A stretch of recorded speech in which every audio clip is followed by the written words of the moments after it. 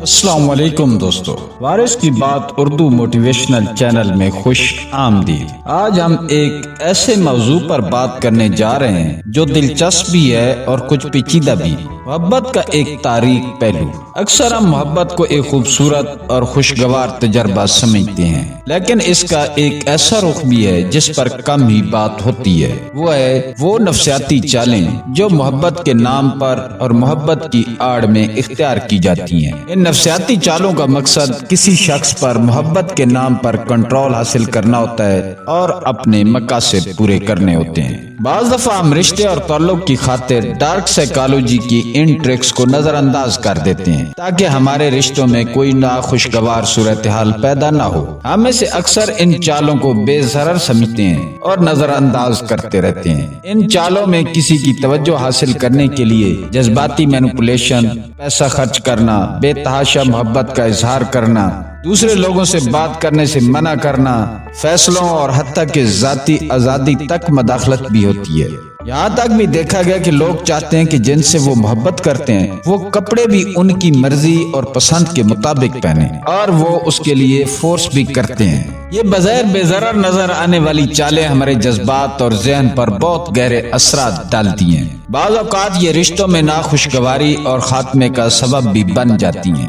آج کی اس ویڈیو میں ہم ان نفسیاتی چالوں کو سمجھنے کی کوشش کریں گے، یہ کیسے کام کرتی ہیں اور ہمارے تعلقات پر کیسے اثر انداز ہوتی ہیں۔ چاہے آپ اپنی زندگی کے تجربات کو بہتر سمجھنا چاہتے ہوں یا دوسروں کے رویوں کو جان کر زندگی میں بہتری لانا چاہتے ہوں، یہ ویڈیو آپ کو یہ سکھائے گی کہ اصل محبت اور جذباتی چالاکیوں میں کیا فرق ہے۔ تو چلیں سفر شروع کرتے ہیں اور آپ ہمارے ساتھ جانیں کہ کیسے لوگ محبت جیسے عظیم جذبے کو ذاتی غلامی کی شکل میں چاہتے ہیں۔ ویڈیو میں آگے بڑھنے سے پہلے ہم جانتے ہیں کہ محبت کی نفسیات اور سائنس کیا ہوتی ہے۔ محبت کے تاریک پہلو کو سمجھنے کے لیے سب سے پہلے اس کی نفسیاتی بنیادوں کو جاننا ضروری ہے۔ محبت کئی چیزوں کا مجموعہ ہے جن میں انسانی جذبات، انسانی نفسیات، انسانی ضروریات، ماحول اور معاشرتی عوامل شامل ہیں۔ سائنسی طور پر محبت دماغ میں آکسیٹوسن اور ڈوپامائن جیسے ہارمونز کے اخراج کا باعث بنتی ہے، جس سے کشش اور خوشی کا احساس پیدا ہوتا ہے۔ مگر یہی جذباتی کمزوری دوسروں کے لیے ایک موقع بن جاتی ہے، اور جب کوئی شخص اس بات کو سمجھ لیتا ہے کہ کسی شخص کی خوشی میرے ساتھ وابستہ ہو چکی ہے تو وہ انسان اس محبت کرنے والے انسان پر کنٹرول حاصل کر کے اپنے مقاصد پورے کرنے کی کوشش کرتا ہے، جس سے محبت کی پوری تھیوری ہی تبدیل ہو جاتی ہے، اور کبھی کبھار یہ رویہ رشتوں میں منفی اثرات پیدا کر دیتا ہے۔ اب چلتے ہیں ہم ڈارک سائیکالوجی کی ٹرکس کی طرف جو محبت کو ایک موقع کے طور پر سمجھ کر استعمال کی جاتی ہیں۔ نمبر 1، انداز اور چیزوں کی نقل کرنا۔ تعلقات میں یہ ایک طاقتور نفسیاتی ٹرک جو استعمال کی جاتی ہے، اس میں لوگ دوسرے شخص کے انداز کو نقل کرتے ہیں۔ اس کا استعمال مثبت انداز میں بھی ہوتا ہے، لیکن مررنگ کا منفی استعمال محبت میں تب ہوتا ہے جب کوئی شخص اسے جذباتی کنٹرول یا دوسروں کو اپنی طرف میل کرنے کے لیے بطور ایک چال استعمال کرتا ہے۔ جب کوئی شخص محض اپنی خواہشات یا مقاصد کے لیے دوسرے کے جذبات کو سمجھ کر ان کا عکس کرتا ہے، ان کی نقل کرتا ہے، تو اس سے سامنے والے کو فریب کا شکار بنایا جا سکتا ہے۔ یہ تکنیک متاثرہ شخص کو غیر حقیقی قربت اور اعتماد کا احساس دلاتی ہے، جبکہ دراصل اس کا مقصد صرف وقتی تعلق یا فائدہ حاصل کرنا ہوتا ہے۔ ایسے حالات میں مررنگ جذباتی اتصال کا ذریعہ بن سکتی ہے، جس سے تعلقات میں بد اعتمادی اور مایوسی پیدا ہو سکتی ہے۔ نمبر 2، جان بوجھ کر عدم دستیاب ہو جانا۔ دوستو، محبت میں لوگ چاہتے ہیں کہ جس سے وہ محبت کرتے ہیں وہ ان کے پاس رہے، ان کو وقت دے۔ جب کوئی شخص سمجھ جاتا ہے کہ اب یہ شخص اس کے بغیر نہیں رہ سکتا تو وہ اس کو عدم دستیاب ہو جائے گا، اس کو نہیں ملے گا۔ اس کے لیے وہ کئی بہانے بنائے گا۔ جب وہ شخص نہیں ملے گا تو اس کی کمی اس کی کمزوری بن چکی ہوگی اور وہ اس سے فائدہ اٹھائے گا۔ اس طرح وہ اپنی دستیابی اور عدم دستیابی کو اپنے مقصد کے لیے استعمال کرے گا۔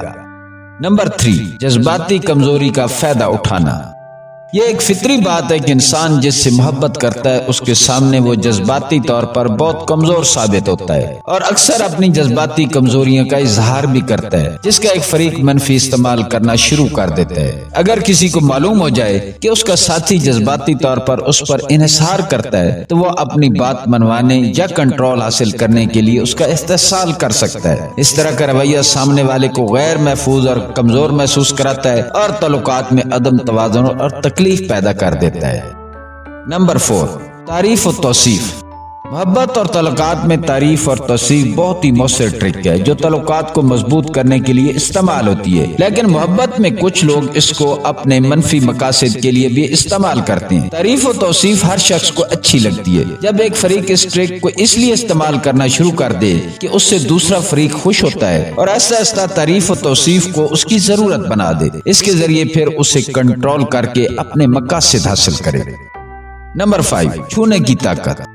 جسمانی لفظ کشش اور تعلق قائم کرنے میں اہم کردار ادا کر سکتا ہے، جیسے کہ بازو پر ہلکا سا چھونا، دوستانہ انداز میں گلے لگانا، یہ سب قربت اور اپنائیت کا احساس پیدا کرتے ہیں۔ چھونے سے آکسیٹوسن خارج ہوتا ہے جو محبت اور اعتماد کو بڑھاتا ہے، مگر اس کا منفی استعمال تب ہوتا ہے جب کوئی شخص دوسروں کی حدود کو نظر انداز کر کے ان کے جذبات سے کھیلنے کے لیے لفظ کا استعمال کرے۔ اس لیے جسمانی لفظ کا مناسب احترام کے ساتھ اور محدود استعمال ضروری ہے تاکہ تعلقات میں توازن اور اعتماد برقرار رہے۔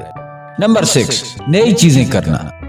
مشترکہ تجربات تعلقات کو مضبوط بنانے اور کشش بڑھانے میں مددگار ثابت ہو سکتے ہیں۔ کسی سرگرمی میں مل کر حصہ لینا، چاہے وہ نئے ریسٹورنٹ میں کھانا کھانا ہو، کسی ایڈونچر پر جانا ہو یا کوئی چیلنج مل کر حل کرنا ہو، ایسے یادگار لمحات تخلیق کرنا جو تعلق کو گہرا کرتے ہیں اور ٹیم ورک کا احساس پیدا کرتے ہیں۔ یہ لمحات آپس میں تعلق اور جذباتی وابستگی کو فروغ دیتے ہیں اور ڈوپامین کے اخراج کا ذریعہ بنتے ہیں جو ہمارے جذبات کو خوشگوار بنا دیتا ہے۔ تاہم اس کا منفی استعمال تب ہوتا ہے جب کوئی شخص دوسروں کو قابو رکھنے کے لیے مشترکہ تجربات کا سہارا لے، اسے جذباتی طور پر وابستہ کر کے انحصار کا احساس پیدا کرے اور یوں تعلقات میں غیر متوازن وابستگی پیدا ہو سکتی ہے۔ دوستو، تعلقات کو سمجھنے کے لیے ان نفسیاتی طریقوں کا جاننا ضروری ہے جو کشش اور رابطے کو متاثر کرتے ہیں۔ مررنگ، کمی کا احساس پیدا کرنا، جذباتی کمزوریوں کا اشتراک کرنا اور مشترکہ تجربات میں شامل ہونا جیسے طریقے